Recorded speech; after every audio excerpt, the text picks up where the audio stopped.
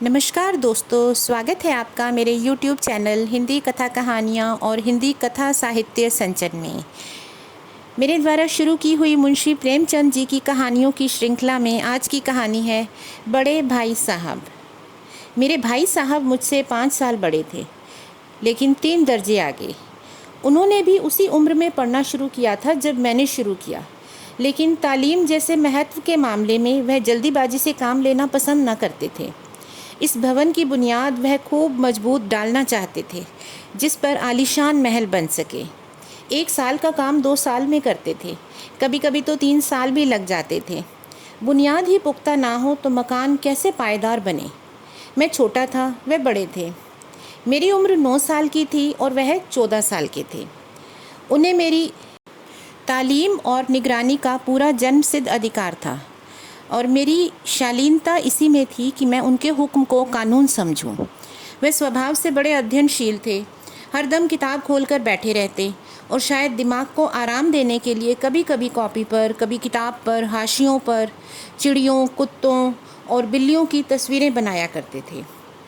कभी कभी एक ही नाम या शब्द या वाक्य 10-20 बार लिख डालते। कभी एक शेर को बार बार सुंदर अक्षर से नकल करते। कभी ऐसी शब्द रचना करते जिसमें ना कोई अर्थ होता, ना कोई सामंजस्य।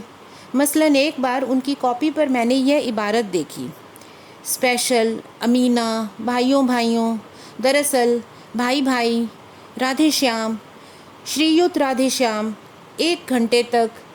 इसके बाद एक आदमी का चेहरा बना हुआ था।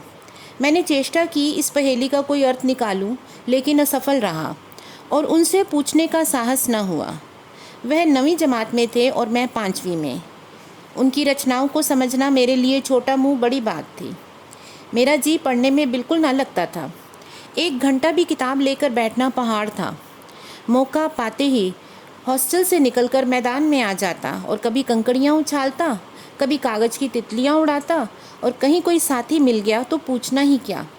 कभी 4 दीवारी पर चढ़कर नीचे कूद रहे हैं, कभी फाटक पर वार कर रहे हैं, उसे आगे पीछे चलाते हुए मोटर कार का आनंद उठा रहे हैं।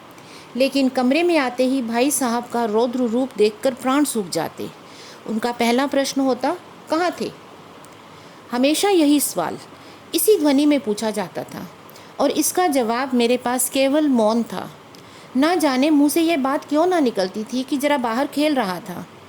मेरा मौन कह देता था कि मुझे अपना अपराध स्वीकार है, और भाई साहब के लिए इसके सिवा और कोई इलाज न था कि रोश में मिले हुए शब्दों से मेरा स्वागत करें। इस तरह अंग्रेज़ी पढ़ोगे तो ज़िंदगी भर पढ़ते रहोगे और एक हर्फ भी ना आएगा। अंग्रेज़ी पढ़ना कोई हंसी खेल नहीं है कि जो चाहे पढ़ ले। नहीं ऐरा गैरा नत्थु खैरा, सभी अंग्रेज़ी के विद्वान ना हो जाते। यहाँ रात दिन आंखें फोड़नी पड़ती हैं और खून जलाना पड़ता है, तब कहीं यह विधा आती है। और आती क्या है? हाँ, कहने को आ जाती है। बड़े बड़े विद्वान भी शुद्ध अंग्रेजी नहीं लिख सकते, बोलना तो दूर की बात है। और मैं कहता हूँ, तुम कितने घोंगा हो कि मुझे देखकर भी सबक नहीं लेते। मैं कितनी मेहनत करता हूँ, तुम अपनी आँखों से देखते हो। अगर नहीं देखते तो यह तुम्हारी आँखों का कसूर है, तुम्हारी बुद्धि का कसूर है। इतने मेले तमाशे होते हैं, मुझे तुमने कभी देखने जाते देखा? रोज़ ही क्रिकेट और हॉकी के मैच होते हैं। मैं पास भी नहीं फटकता, हमेशा पढ़ता रहता हूँ। उस पर भी एक एक दर्जे में 2-2, 3-3 साल पढ़ा रहता हूँ। फिर तुम कैसे आशा करते हो कि तुम यूँ खेल कूद में वक्त गंवाकर पास हो जाओगे? मुझे तो 2-3 साल लगते हैं। तुम तो उम्र भर इसी दर्जे में पड़े सड़ते रहोगे। अगर तुम्हें इसी तरह उम्र गंवानी है तो बेहतर है घर चले जाओ और मज़े से गुल्ली डंडा खेलो। दादा की गाड़ी कमाई के रुपए क्यों बर्बाद करते हो? मैं ये लताड़ सुनकर आंसू बहाने लगता। जवाब ही क्या था? अपराध तो मैंने किया है, लताड़ अब और कौन सहेगा। भाई साहब उपदेश की कला में निपुण थे। ऐसी ऐसी लगती बातें कहते, ऐसे ऐसे सूखती बाण चलाते कि मेरे जिगर के टुकड़े टुकड़े हो जाते और हिम्मत छूट जाती। इस तरह जान तोड़कर मेहनत करने की शक्ति मैं अपने में न पाता था, और उस निराशा में ज़रा देर के लिए मैं सोचने लगता, क्यों ना घर चला जाऊं।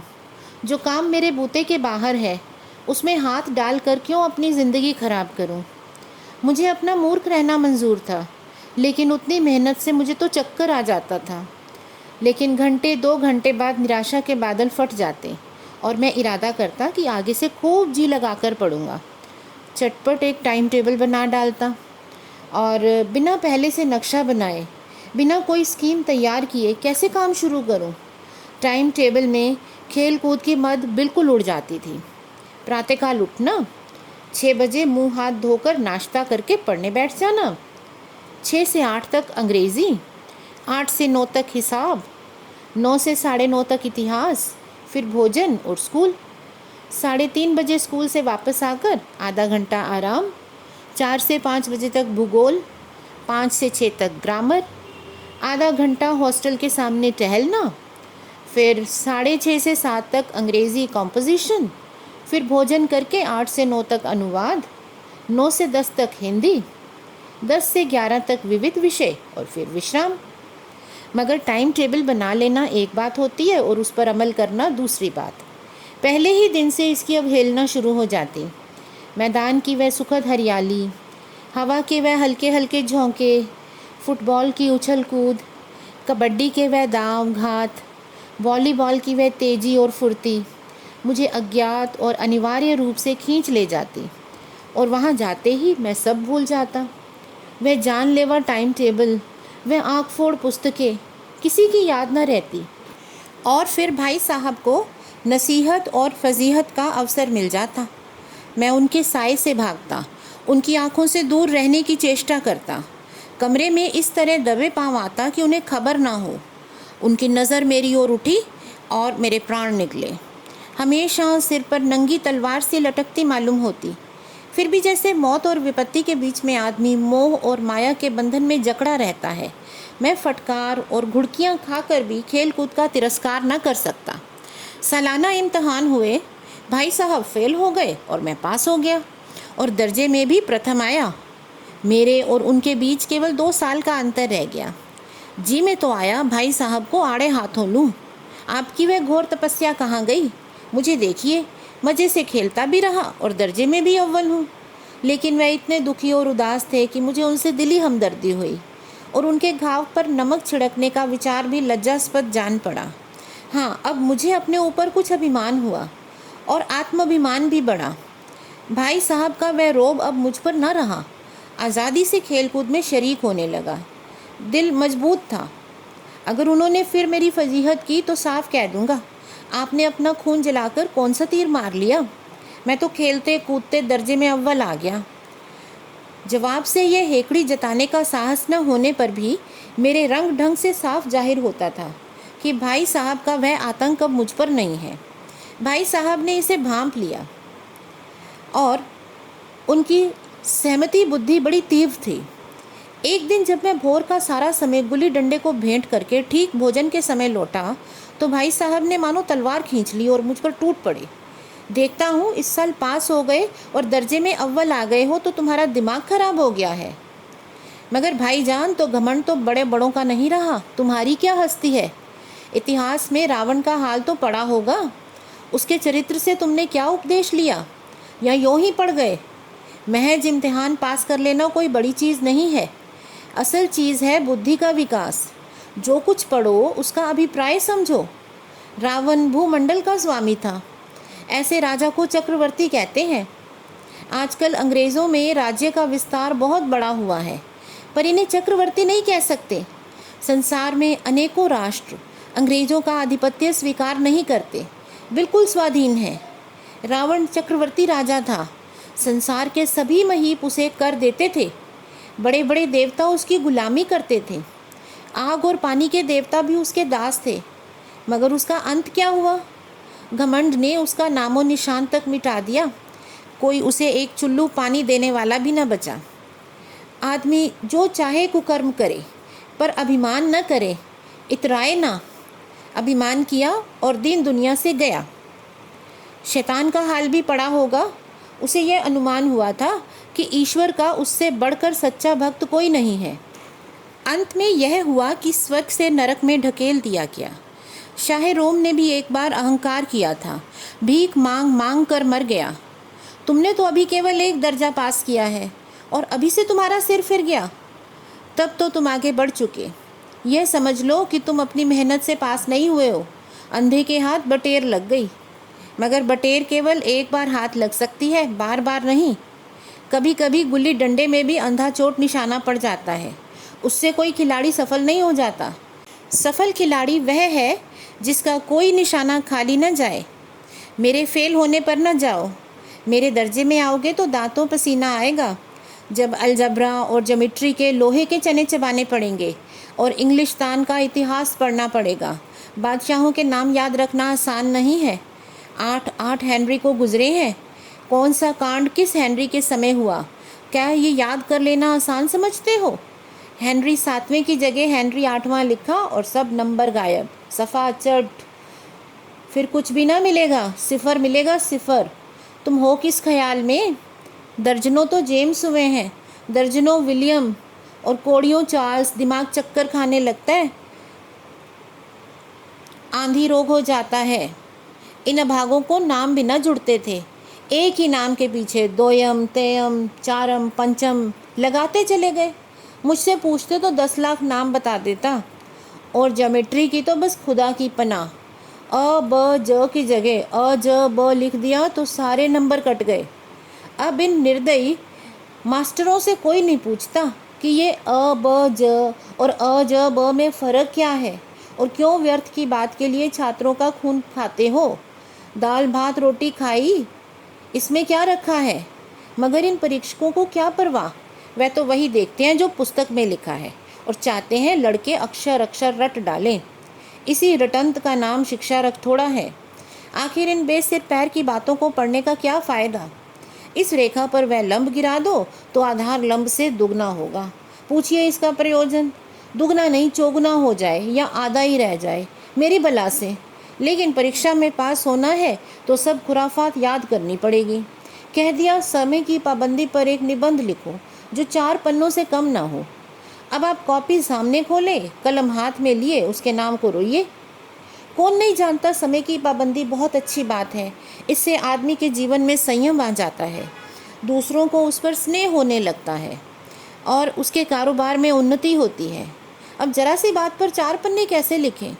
जो बात एक वाक्य में कही जा सकती है उसे 4 पन्ने में लिखने की क्या ज़रूरत? मैं तो इसे हिमाकत समझता हूँ। यह तो समय की किफ़ायत नहीं, उसका दुरुपयोग है कि व्यर्थ में ही किसी भी बात पर समय को ठूस दिया जाए। हम चाहते हैं आदमी को जो कुछ कहना है चटपट कह दे और अपनी राह ले, मगर नहीं, आपको तो 4 पन्ने रंगने पड़ेंगे, चाहे जैसे लिखिए। पन्ने भी पूरे फुल स्केप आकार के। ये छात्रों पर अत्याचार नहीं तो और क्या है? अनर्थ तो यह है कि कहा जाता है संक्षेप में लिखो। अब समय की पाबंदी पर संक्षेप में एक निबंध लिखो जो 4 पन्नों से कम ना हो।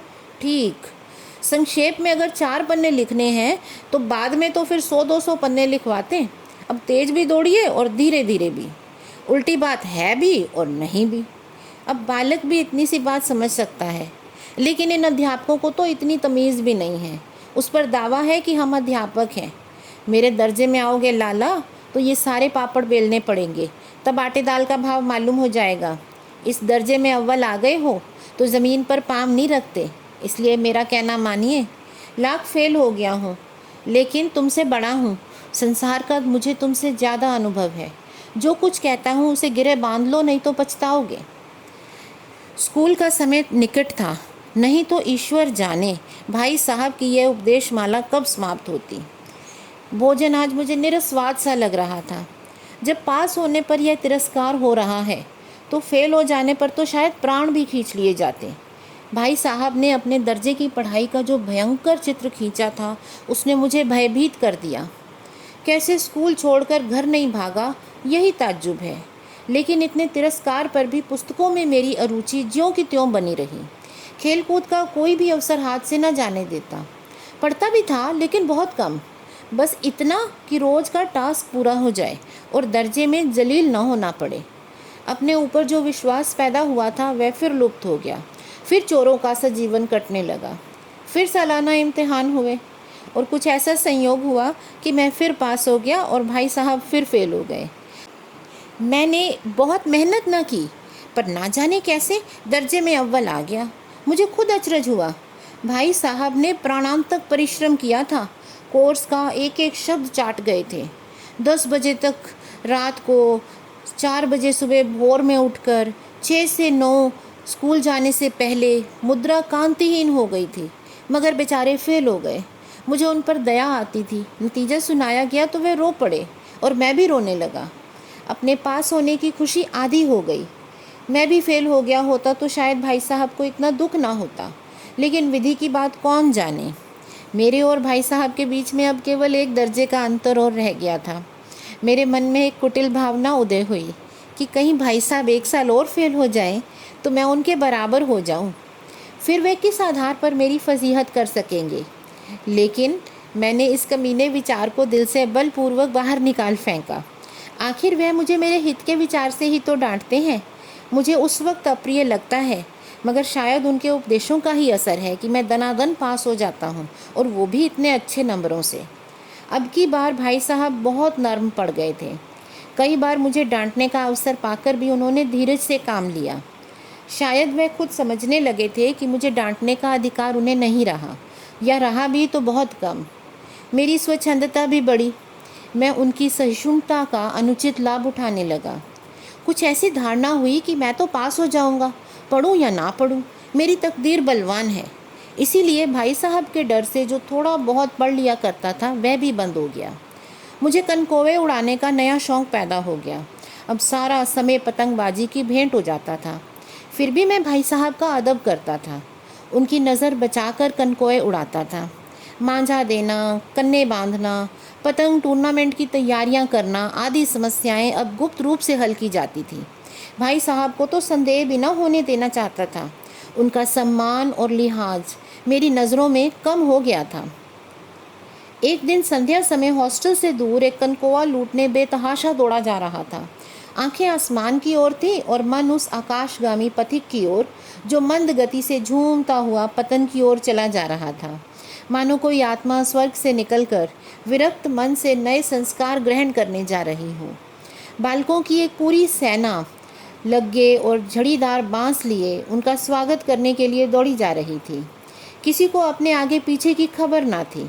मानो सभी उस पतंग के साथ आकाश में उड़ रहे थे, जहाँ सब कुछ समतल है। ना मोटर कारें हैं, ना ट्राम, ना गाड़ियाँ। सहसा भाई साहब से मेरी मुठभेड़ हो गई, जो शायद बाजार से लौट रहे थे। उन्होंने वही मेरा हाथ पकड़ लिया और उग्र भाव से बोले, इन बाजारी लौंडों के साथ धेले के कनकोए के लिए दौड़ते हुए तुम्हें शर्म नहीं आती? तुम्हें जरा भी लिहाज नहीं है। अब तुम नीची जमात में नहीं हो, बल्कि 8वीं जमात में आ गए हो और मुझसे केवल 1 दर्जा नीचे हो। आखिर आदमी को अपनी पोजीशन का ख्याल रखना चाहिए। एक ज़माना था लोग 8वां दर्जा पास करके नायब तहसीलदार हो जाते थे। मैं कितने ही मिडलचियों को जानता हूँ जो आज अव्वल दर्जे के डिप्टी मजिस्ट्रेट या सुपरिटेंडेंट हैं। कितने ही 8वीं जमात वाले हमारे लीडर, समाचार पत्रों के संपादक हैं। बड़े बड़े विद्वान उनकी मातहती में काम करते हैं, और तुम उस 8वीं दर्जे में आकर बाजारी लोंडों के साथ कनकोवे के लिए दौड़ रहे हो। मुझे तुम्हारी कमअक्ली पर दुख होता है। तुम ज़हीन हो, इसमें शक नहीं, लेकिन वह जहन किस काम का जो हमारे आत्मगौरव की हत्या कर दे। तुम अपने दिल में समझते होगे कि मैं भाई साहब से महज 1 दर्जा नीचे हूँ और अब उन्हें मुझे कहने का हक नहीं है, लेकिन यह तुम्हारी गलती है। मैं तुमसे 5 साल बड़ा हूँ। तुम चाहे मेरी जमात में भी आ जाओ, और परीक्षकों का यह हाल है तो निस्संदेह अगले साल तुम मेरे समकक्ष हो जाओगे। लेकिन शायद 1 साल बाद तुम मुझसे आगे भी निकल जाओ। लेकिन मुझ में और तुम में जो 5 साल का अंतर है, उसे तुम क्या खुदा भी नहीं मिटा सकता। मैं तुमसे 5 साल बड़ा हूँ और हमेशा रहूँगा। मुझे दुनिया और ज़िंदगी का जो तजर्बा है, तुम उसकी बराबरी नहीं कर सकते। तुम चाहे MA, DPhil, DLit ही क्यों ना हो जाओ, समझ किताबें पढ़ने से नहीं आती है। हमारी अम्मा ने कोई दर्जा पास नहीं किया और दादा भी शायद 5वीं जमात से आगे नहीं गए, लेकिन वे दोनों चाहें तो सारी दुनिया की विधा पढ़ लें। अम्मा और दादा को हमें समझाने और सुधारने का हक हमेशा रहेगा, केवल इसलिए नहीं कि वे हमारे जन्मदाता हैं, बल्कि इसलिए कि उन्हें दुनिया का हमसे ज़्यादा तजर्बा है और रहेगा। अमेरिका में जिस तरह से राज्य व्यवस्था है, और 8वीं हेनरी ने कितने विवाह किए, आकाश में कितने नक्षत्र हैं, ये बातें चाहे उन्हें ना मालूम हों, लेकिन उन्हें हज़ारों ऐसी बातें मालूम हैं जिनका ज्ञान उन्हें हमसे तुमसे कहीं ज़्यादा है।